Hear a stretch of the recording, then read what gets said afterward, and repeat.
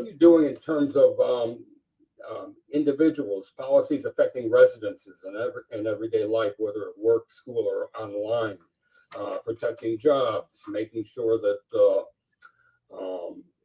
AI integrates within their lifestyles without causing any havoc and destruction? So, to start, we need just general guardrails on not only existing types of AI, like you're thinking, machine learning, but then you hear this term generative AI and this idea that it's this new evolution of technology. And it's true. It's like generative AI is when we think about our, again, you chat GPTs of the world, they're models that are trained on data on a scale we've never seen before. And they present new challenges, so we need these guardrails for these new models. And I'm really proud that the state's passed a few.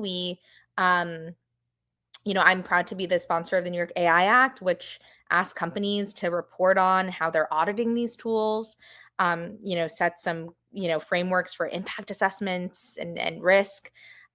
We did pass the RAISE Act last year, which was signed into law, and that was on things like by using those ChatGPT tools to make weapons, right? Or some of the really existential things, asking those language models to support in nuclear or biochemical or weapons. Like it's these things that we wouldn't necessarily, again, it's like, you and I, when we talk about daily uses, we don't think about that, but it's true that they're so powerful, they could be used for that. So it was important to just start there, right? So we got the general frameworks and like that, just creating these like bigger bills to help rein in this technology.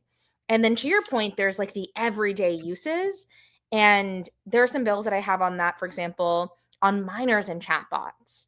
I worked on this bill with the Attorney General's office. But one of my bills this year actually set some standards for how these chatbots should be engaging with younger users. Should they, it should not be anything that is sexually explicit, for example, or that encourages harm. And, these would be first in the nation bills because the technology has moved so fast. It's been rolled out so quickly. And at this point, 72% of young people say that they use these tools. And it's led to things like suicides. It's led to assisting with school shootings. So those are some of the daily risky uses that we have bills for from a jobs perspective. And I think that's the last bucket is, we've passed the Loading Act, which was a first in the nation bill that we worked on with a few of the unions that protected government workers from automation and also teachers.